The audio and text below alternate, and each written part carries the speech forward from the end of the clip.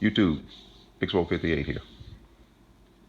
Now, if you've probably seen in an earlier video that I was able to acquire a replacement for the first handgun that I ever bought, which was a Taurus model 689VR. Now, in that previous video, I showed you that gun fresh back from an FFL, and it was sort of a high-level view of it.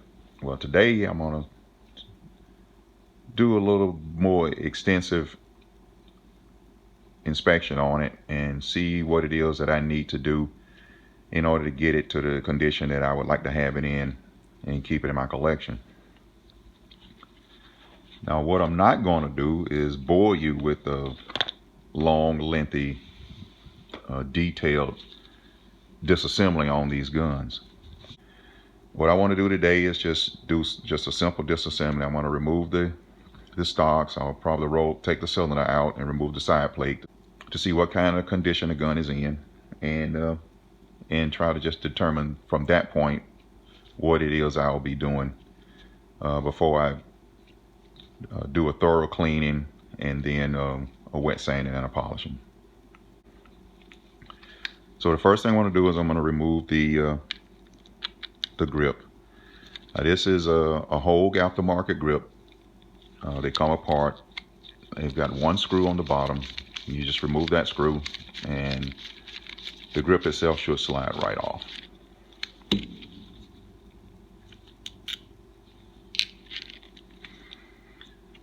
It has a stirrup on the bottom right here.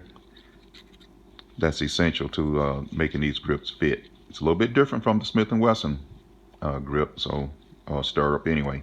So you got to be careful not to lose this. I'm going to leave it on for right now. Now, the gun itself, it's got a little bit of pitting on the side plate, which that's not real uncommon for anybody's revolver, for as that matters.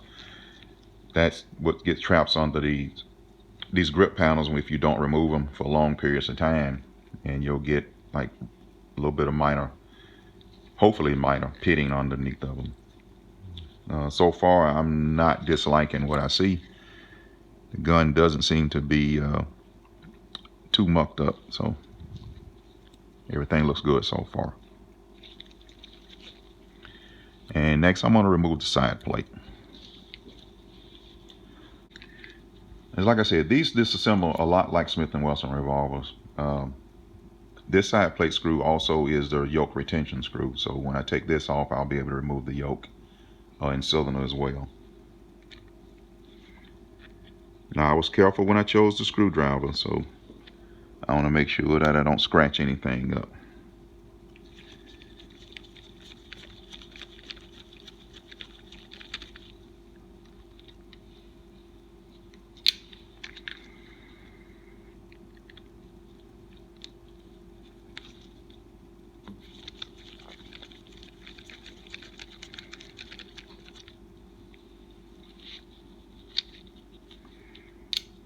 And before I go any further, I'm going to go ahead and remove that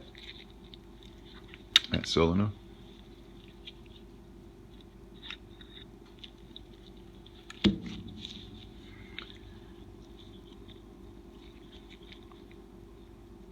Now, this is what's a little different about these versus the Smith & Wesson yoke. Smith & Wesson yoke doesn't have this little spring plunger. So you definitely, when you take these off, you don't want to lose that. It's a little plunger with a spring inside it, so you don't want to lose that. But right now, I'm just going to keep everything as one assembly. And last, I want to remove this last screw and take the side plate off. See what it looks like.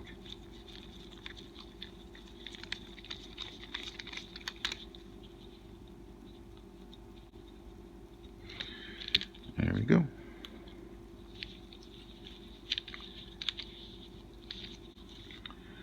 Now, these are just like Smith & Wesson revolvers. You don't want to get up underneath it and start prying on that side plate. But most of the time, if you just give it a nice little wrap with a hard object right here on the frame, that side plate will usually break free. most of the time.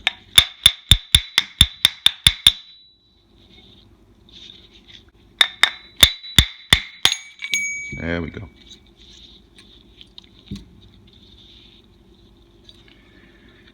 And that actually looks pretty good.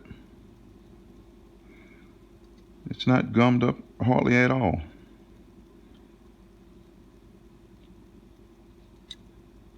Actually looks pretty good.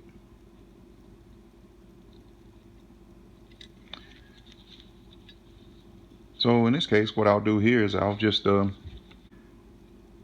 I probably will just take this one and like I said, do a nice detailed disassembly on it, and I'll soak all of the parts in. I've got some homemade gun cleaner called Edge Red. Um, Lots of videos on the internet showing how Edge Red is made. It's cheap, and you can just slather the gun with it and let it soak, and just go back and use a nylon brush, and everything cleans up just like brand new. But I'll use some of that, and I'll let the gun soak, and then I'll come back and clean it all up real good. And when you see me again, I'll be doing a good polishing on it. So that's all I got for right now. Thanks for watching.